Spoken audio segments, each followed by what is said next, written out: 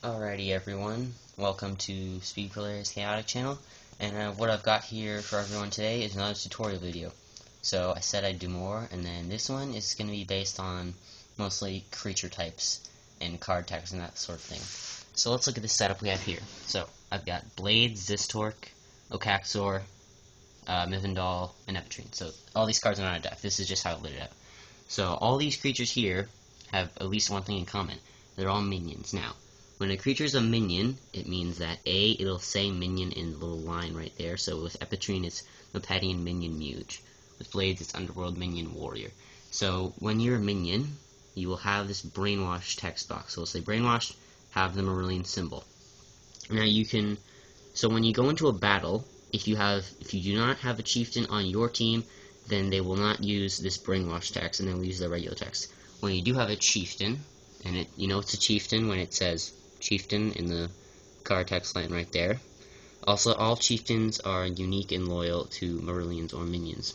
So I'll get to that later. But for now, when you have a chieftain, then they use their brainwash text. So, and Epitrine's brainwash text is damage which would be dealt to chieftains you control by magic is reduced to 0. Blades is attacks with blades. Again, opposing engaged creatures lose 10 dual stats. It doesn't matter. So whenever you have a chieftain, and their brainwash text gets activated. And so some other examples of chieftains are Nithwar, and chieftains have different abilities, so he puts challenge courage 50 on all of your attacks, Ebon and Baku, and Falmkin. Now, with these other chieftains, they have in brackets Marillions use brainwash, minions use brainwash text, minions play generic music. With Falmkin, Isaiah Inquisitor, he does the same thing, but they just don't include the brackets because it's AU, and then they stop saying that because you know that since he's a chieftain, he's going to activate. So another thing with chieftains is here's something that relates to the chieftain text. So, Baton of Ani, equipped creature gains 5 energy, fine. If I give this to anybody here, they would have 5 extra energy. But only the chieftains, equipped chieftain gains water 5. So I gave this to any one of these chieftains here, they'd gain water 5 and 5 energy. Now I've equipped, just to show you guys creature types again. So Mivendal, he is a minion, and he's not a Mandibular. So if he had the Mandibular crown, he would gain creature type Mandibular. So just imagine then it would magically appear Mandibular in this line here. And so Mandibular is a Danian creature type. And so what that means is that, for example, Hammerdoom Chantcaller Assimilated is a Mandibular. And that's what it says right there. So that means that, say I had a Compost deck, and I have Machanaz, who's a Mandibular, Ivlan, who's a Mandibular. Again, everything, you can just always find out someone's creature type right there. And Elhad, who is a Scout. And then I gave Elhad Balagate. So these all have abilities, so when they are in the discard pile, Mandibulars you control gain Outperform, Courage 5, 25 dual stats, 15 energy. So if I had all these guys in my discard, my Hammerdoom would gain 15 energy, 25 to all stats, and Outperform Courage 5. And another thing I want to show you guys is Elhad is a Scout. So, for example, if I equipped him with the Scout's Monocular, so anyone who has this gains 15 wisdom and 5 energy. If equipped creature is a Scout, it gains sacrifice immunity counter, turn target face down, battle gear face up. Now, Elhad doesn't have a immunity counter, but I'm just using this as an example for a Scout. Alright, so, moving on. We've already done all that. Oh, and Blades. So, Blades is a warrior, and so the Sword of Hayat, again, just to illustrate creature types for you. So, creature gains 5 energy, 15 speed. If the creature is a warrior, it gains when this creature deals 20 or more attack damage, deal 5 damage to target creature.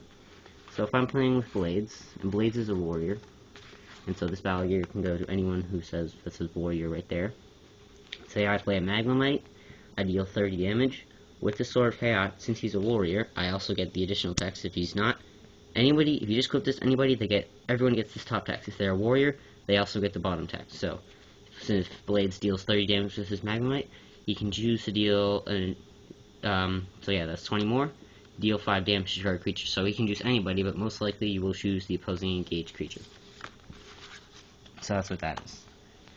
And, alright, one thing I'm going to explain to you guys now is Legendary. So, well, actually no, let's do Unique and Low first. So, Unique, like Interest Nature Force here, means you can only have one copy of this card in your entire deck. So I have 3 copies of Nature Force, but the rule in Chaotic is the rule of 2. So if it doesn't say unique, then you can have 2 of that card in your deck. But since Nature Force is unique, I could not make a deck with 2 Interest Nature Forces, because unique, so that won't work. What Legendary means is that, so Bareth Beyond Underworld General says Legendary right there. And so Legendary is almost a different kind of unique, except it applies to any card with the text Legendary. So, for example, I have my deck with Bareth Beyond. Golram the Daemon General is also Legendary, but I cannot have 2 cards that say Legendary in the same deck. So, these 2 would not be able to go in the same deck, because they both say Legendary. And even if you have, there's Battle Gears that are Legendary. So I have a Dread Tread, that is also Legendary, so I could not have it on the same team with Bareth Beyond or Golram. So hopefully that explains that to you guys. Now, another thing I want to show you guys is Loyal. So Loyal, Loyal started out as saying the creature name and then may not enter mixed armies. So like Von Blutier, like Hammerdoom, yeah. So it says Hammerdoom Champ Collar may not enter mixed armies, Lord Von Blute may not enter mixed armies. That just means Loyal. So Loyal, they started saying Loyal when Beyond the Doors came out. So what that means is they can only be in a deck with creatures of their tribe. So anyways, Loyal means that they can only be in a deck with their own tribe. Now, one thing I've seen on Trade Cards Online, and that I thought about when the old site was up.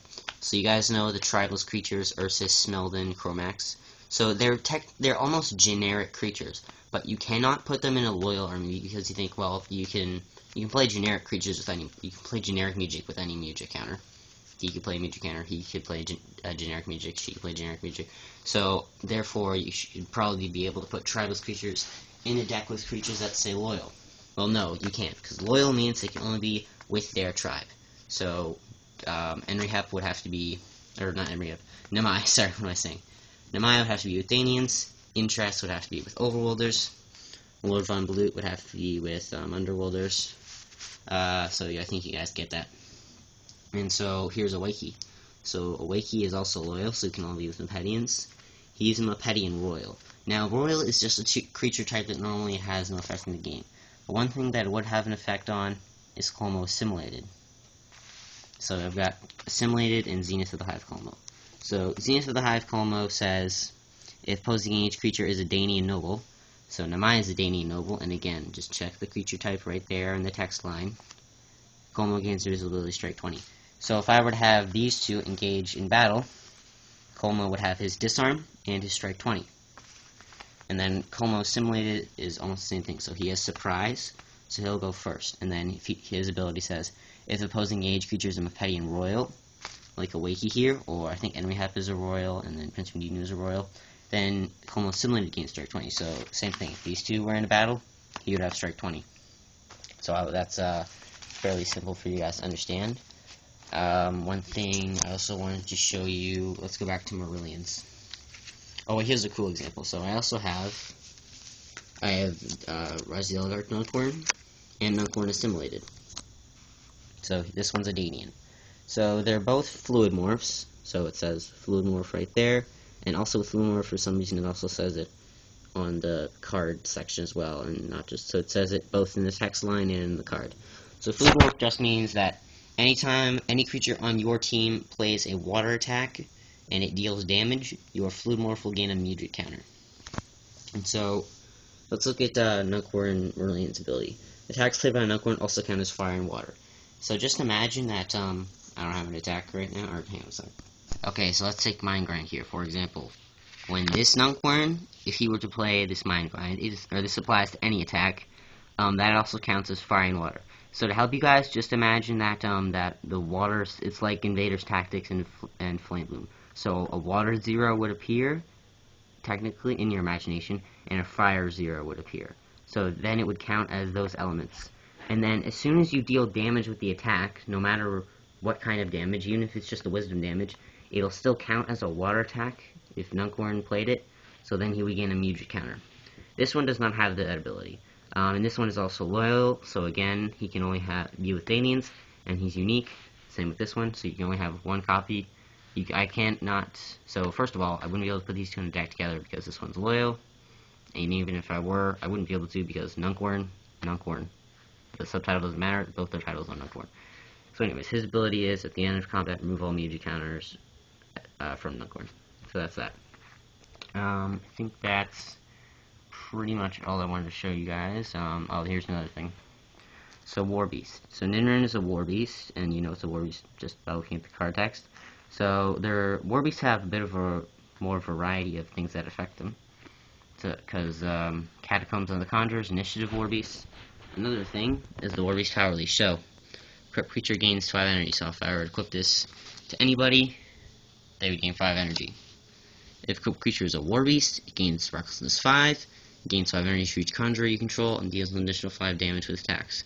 So if I have this equipped to my Ninrin, since he's a War Beast, and say I have one conjurer, he's going to gain 5, 10, he's going to gain 10 energy, gain Recklessness 5, and his attacks deal an additional 5 damage. So that's just what that creature type War Beast means. I'll explain Recklessness, range, and stuff in a different episode. And our last thing today is Merlin Corrals. So you know something is a corral, just like everything else, you just check the text line. So, creature, it says Merlin Corral for Clixie.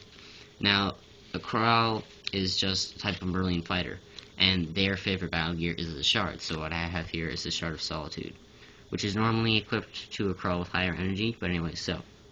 Equipped creature gains 5 energy, so if equip this to anybody, they'll gain 5.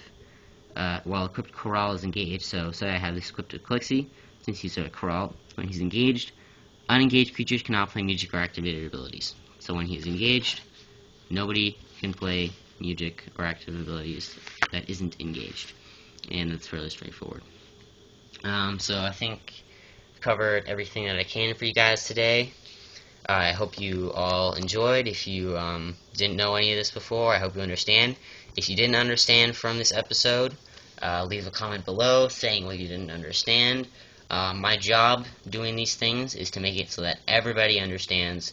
Everybody understands perfectly if you're new, or even if you've been playing for a little while, if there's some rules that you're a bit vague on. So some things I'm going to cover in later episodes, if you want to tune in. So I'm going to cover stat fails, element damage, abilities, that sort of thing. And so another thing I wanted to address, guys, is on Trade Cards Online. I'm really not satisfied with doing like one match a month. So I'd really like to do more matches. So like always, if you want to play me, just post a comment under this video in the description or in the comment section, or message me on Trade Cards Online. But another thing I want to hear from you guys is what deck should I use? I've already used a few decks. You guys know I like to do a different deck every match. So I'll also post a list of my decks in the description.